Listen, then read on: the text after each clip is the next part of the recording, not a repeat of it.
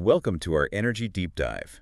You've sent over this really interesting lesson plan, and it's got slides, like all about different energy sources, the kind we can use again and again, and the ones we, well, can't. Sounds like a plan. So we're going to break it all down, the basics, how it all affects the environment, and even peek into what the future might hold for energy. Ready to get energized. And there's no better place to start than with one of those fundamental truths about energy. It never sits still. It's always moving, always transforming from one form to another. It's kind of like that game of tag, Yeah. where energy's the thing changing hands, but never actually disappears, huh?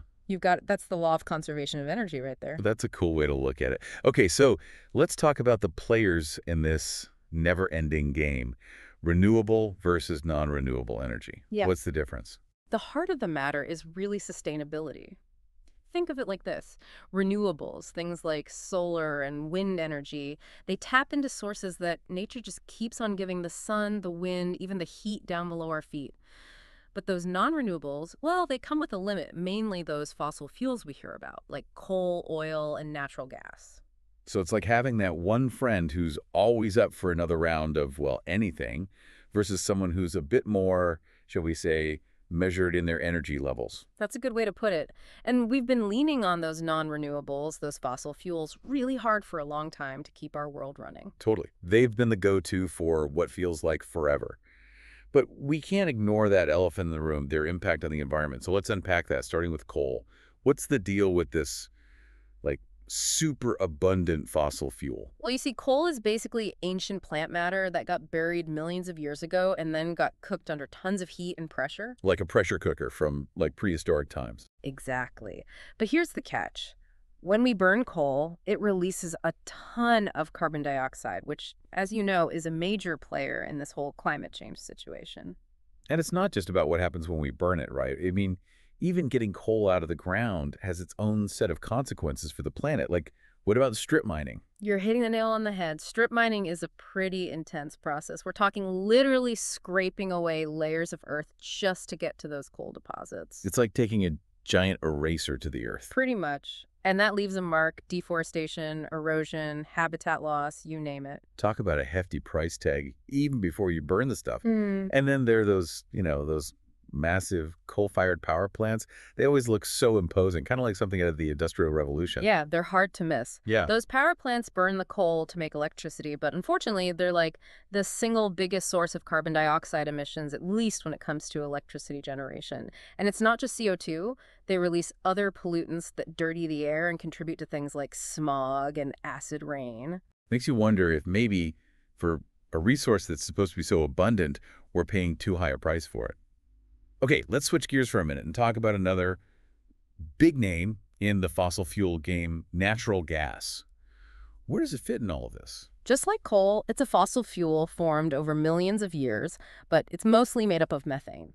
Okay, so same family, different ingredient list. Right. Now, when we burn natural gas, it still releases carbon dioxide, but I will say it does emit less of it compared to our friend coal. So like a slightly cleaner burn, at least on the surface, but what about fracking? That's a word that gets thrown around a lot and sounds kind of, I don't know, intense. Fracking is definitely a hot topic, that's for sure.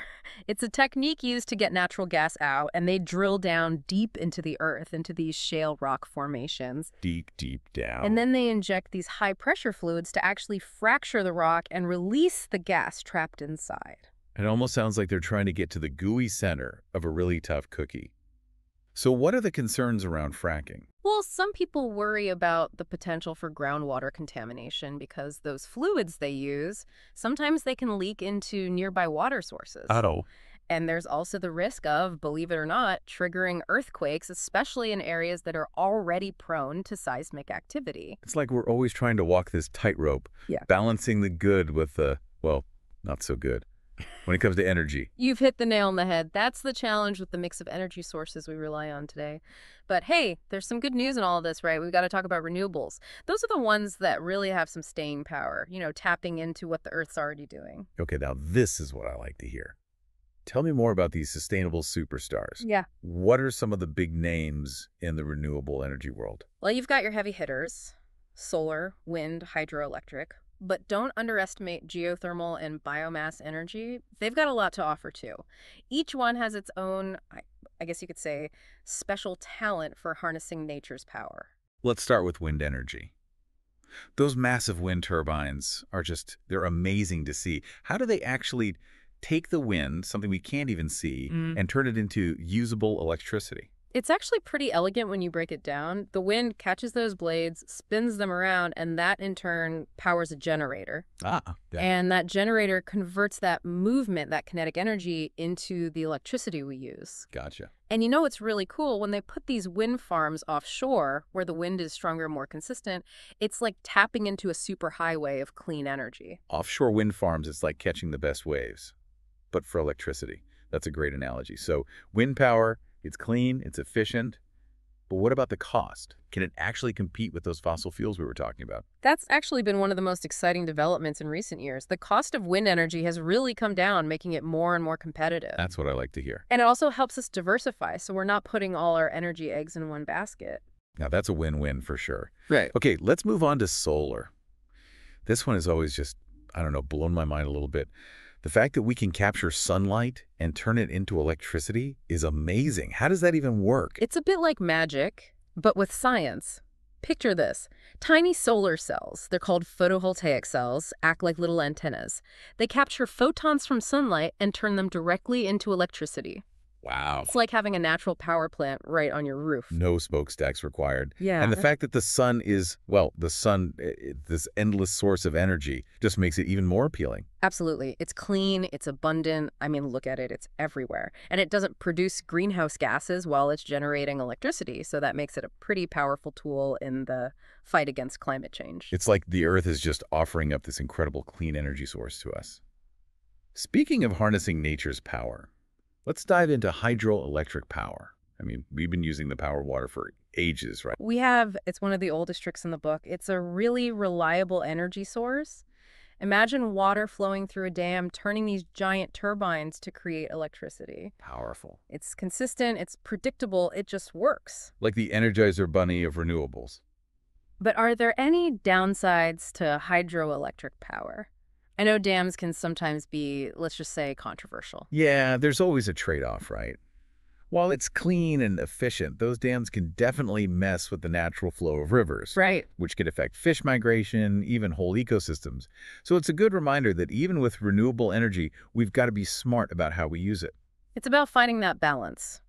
Okay, let's go a bit deeper now, literally, and talk about geothermal energy. This one sounds almost futuristic, tapping into the heat inside the Earth. It does, doesn't it? Geothermal energy uses the heat deep within the Earth's core. Yeah. And we can use that heat directly, like for heating buildings, Yeah. or we can use it to make electricity. So we're basically borrowing energy from the Earth itself. What's the environmental impact like with geothermal? It's definitely cleaner than using fossil fuels, much lower greenhouse gas emissions. Okay, good. And there's always a but. We still have to think about the potential impacts on the environment when we're building and operating those geothermal plants. It really makes you appreciate the power our planet has just like built in. Yeah. Makes you wonder what other possibilities are out there. But before we go too far down that road, we've still got one more energy source on our list to tackle, and that's nuclear power. Ah, yes. Feels like nuclear energy always gets people talking, some good, some, well, not so good. That's for sure. It's definitely a conversation starter. Nuclear energy is often grouped in with the non-renewables because it relies on uranium, which is a finite resource. So it's not like the sun, which is just always going to be there for, Right. at least as long as we are. Okay, so how does it work? It always seems so complicated to me. Well, imagine this. Inside a nuclear power plant, you have this process called fission.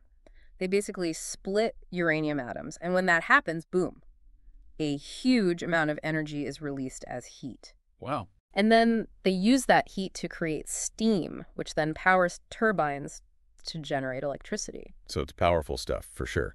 But what about those downsides? Safety always comes to mind with nuclear power. Absolutely. Safety is paramount.